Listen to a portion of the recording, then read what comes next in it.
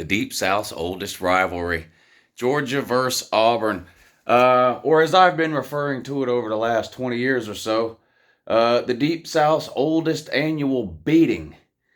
Auburn's just had a hard time with Georgia over the last 20 years or so.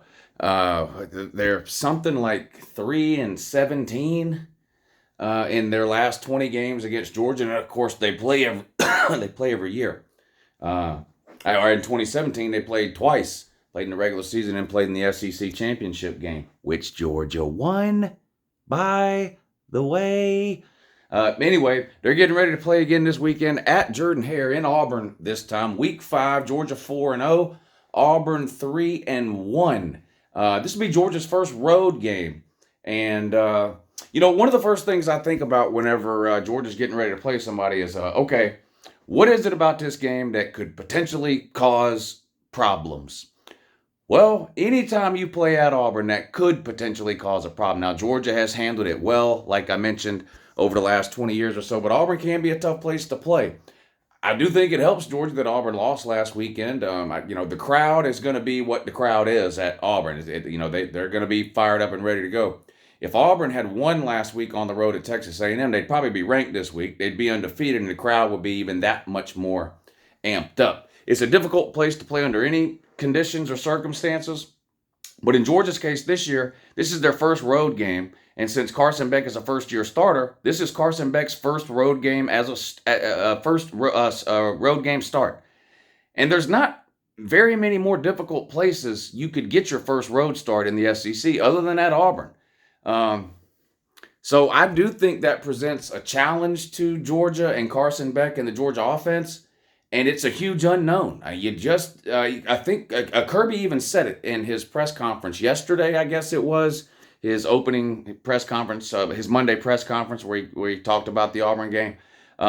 You don't know how. It's the same thing like you sign a 5-star at whatever position, right? You think they're going to be good, but until you actually see them go out and do it, you don't know for certain. It's the same thing with Carson Beck. I think Georgia offensively and Carson Beck will play okay on the road. I think they'll deal with the crowd noise and the hostility and all that kind of thing. I think they'll deal with that okay. But I'm not certain. I've never seen it. I've never seen Carson Beck start a game at Vandy, never mind at Auburn. First career start on the road for Carson Beck. So to me, that is clearly the number one thing you look at with this game from a Georgia fan's perspective as sort of potential hurdles or roadblocks. If that's the bad news, then the good news is that's really the only potential hurdle or roadblock for Georgia in this game. Auburn's not a very good team. They've got one of, if not the worst offenses in the SEC. Mississippi State has struggled this year. Vandy, of course, is always Vandy. But Auburn's offense has just been absolutely really bad. And really, it's been bad for a couple of years. New head coach Hugh Freeze, we'll talk about him in a second. But Peyton Thorne comes in, transfer from Michigan State, just hasn't worked out. I think he's got 4 touchdowns and 3 interceptions. He was so bad last week, they benched him for Robbie Ashford. Do you know how bad you have to be playing to where the coach goes, screw it, put Robbie Ashford in? Because Robbie Ashford is... Well, he's Robbie Ashford. I mean, we kind of know what he is. He's a hell of an athlete, but he's the furthest thing from a quarterback you'll find in the SEC. And the thing about Auburn's offense, Hugh Freeze's offense in particular, it can be good. We've seen that before at Ole Miss when he was there 7-8 years ago, whatever it's been now. But he's got to have a quarterback. And to a certain extent, you can say that about any team, right? Look how good Alabama's roster is top to bottom. But because their quarterback situation is in the toilet, their offense is just struggling to move the ball. Well, Auburn's in a similar situation quarterback-wise with not near the talent around it. So it's just even worse. Now, Auburn's defense, I do think, has played pretty well this season. It's definitely the better side of the ball between the two when you look at Auburn offensively and defensively. They only gave up 10 points to Cal a couple of weeks ago on the road at Cal. Gave up 24 to Texas A&M this past week. But honestly, if you give up 24 points, you should win. That's my philosophy anyway. The way the rules, I talk about this a lot, but the way college football is structured now, the way they have a lot of the rules that protect the quarterback and protect wide receivers and targeting calls and things like that, The rules are sort of geared more towards offensive football. I honestly feel like if you give up 24 points in a game, you should win. In other words, you should be scoring more than that. Um, Offensively, just of course couldn't do anything in that game, and even the game against Cal, where they gave up 10 points, only scored 14. That's 14-10. Their offense has just really, really struggled. Defensively, they've been okay. I expect Georgia to go in there and win this game. Maybe it's a little shaky in the first half for a couple of different reasons. One we've already talked about. On the road environment, the crowd will be into the game. Especially, look, in the beginning of the game, Auburn's not losing. No one's losing. It's tied 0-0. The crowd's got every reason to be into the game. The easiest way to take a crowd out of the game is to get a lead. That's the easiest, quickest, simplest way to take a crowd out of a game or to quiet a crowd down is to take a lead on them. We'll see if that can happen. We'll see if that can happen. But anyway, so Auburn at Georgia. I expect Georgia to win the game. Could start off slow. Road environment, crowd noise. Don't know how Carson Beck's going to react. That's one reason you could see a slow start from Georgia. Reason number two, Georgia just seems to start slow every single week this season. Now, I've been unable really to pinpoint why that is. A couple of different theories. One, I just think the offense isn't quite as good as it was last year. Two, you're missing sort of too many pieces offensively. You've got starting offensive linemen who are out. You've got starting wide receivers who are out. You've got starting running backs who are out. That's no excuse to lose a game. I expect Georgia to win. I don't care if Georgia's entire starting 11 is injured. I expect them to win this game. We have 85 scholarships just like everybody else. But is that one of the reasons, off to a slow start? You kind of practice all spring and fall with sort of a core group of, let's say, 15 to 16 players you expect to play a lot offensively, and now 3 or 4 of those guys are out. So you're kind of rotating guys in and out. The other thing is the clock rules, right, are speeding games up, particularly in the first half. At least that's what I've noticed. And Georgia and Kirby Smart like to defer if they win the toss. They like to kick off to start a game, and they like to get the ball to start the third quarter. Well, if you kick off to start a football game and the other team has a drive where they pick up 2 or 3 first downs and then punt, that's 7 or 8 minutes gone off the clock. So you got a lot of cases where Georgia's getting their first possession of the game with 7 minutes to go in the first quarter. They drive down, do whatever they do, whether it's score, kick a field goal, miss a field goal, couple of first downs, punt, whatever the case.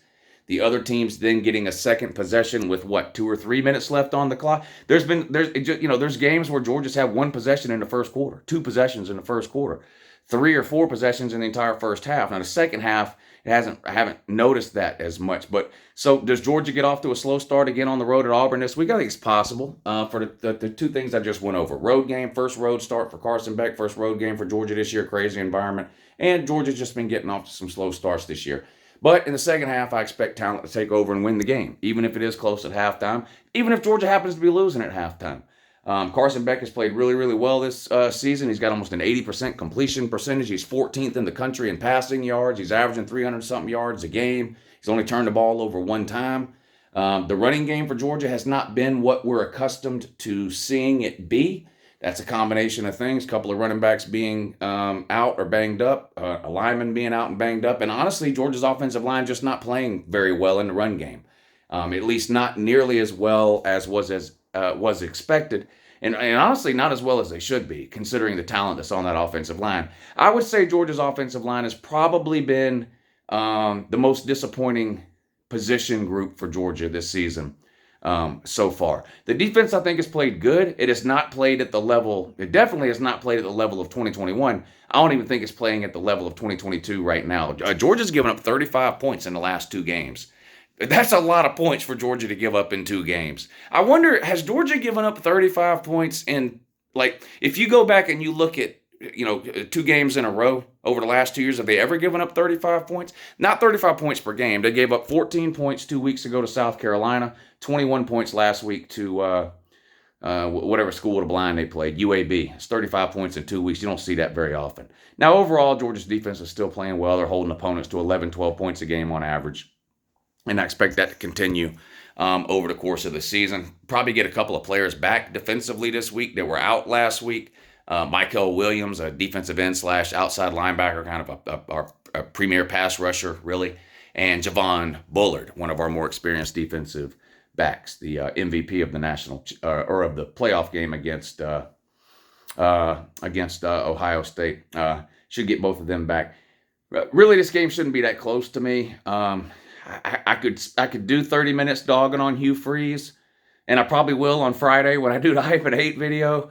But I do think Hugh Freeze is a massive upgrade over Brian Harsin in terms of his ability to be a football coach. As a human being, well, that's a whole other issue, which maybe or maybe not we'll get into on Friday. We'll see. How you been, Hugh? How you doing, buddy? You also have a little bit of a revenge factor in this game. I don't know how much, if anything, this will play into the game, but it kind of matters to me as a fan. But Hugh Freeze is undefeated against Kirby Smart. Not very many people can say that, but Hugh Freeze is undefeated against Kirby Smart. Back in 2016, Kirby Smart's first year at Georgia, Georgia played a road game early in the season at Ole Miss, and Ole Miss put a whooping on Georgia that day. I forget who the quarterback was for Ole Miss then, but they had 3 or 4 wide receivers that were all like 6'5", 6'6", and they just lit us up all day long. An embarrassing loss, or a bad loss for Georgia. They got ran off the field, really. And then by, I think the next year, 2017, was Hugh Freeze's last year at Ole Miss, and then everything happened that happened. Again, we'll get into that on Friday in the Hype and Hate video. So Kirby is winless against Hugh Freeze, and he's got an opportunity this Saturday to correct that, to even up the mark with Hugh Freeze at 1-1, and I fully expect that to happen. I just think Georgia's going to be too much. I think Auburn is really going to struggle to move the ball and score on this Georgia defense. The Georgia defense, like I said, I don't think it's quite at the level right now that the 2021 and the 2022 defense were. Maybe it gets closer to that as the season goes along, although I'm not convinced it will, but it's still a really, really good defense. I mean, there aren't 10 defenses in the country better than Georgia's. And look, you can always point to, well, this stat says Georgia's 12th.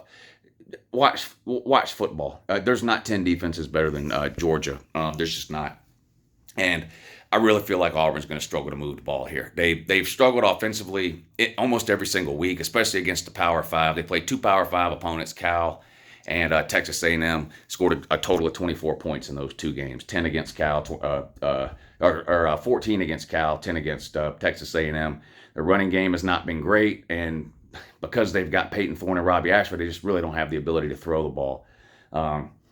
So you look at the game from like a spread perspective. Georgia's favored by about 14.5, depending on where you look. Georgia hasn't covered a spread all year. I think they pushed one time, so they hit the number exactly, but Georgia has not beat the spread a single time this season. Now, they've had several spreads that were in the 40s. I mean, those become hard to beat because you take starters out in the third quarter and stuff like that. But like the South Carolina game, they were favored by almost 4 touchdowns, won by 10 points. So it didn't even come close to covering. There.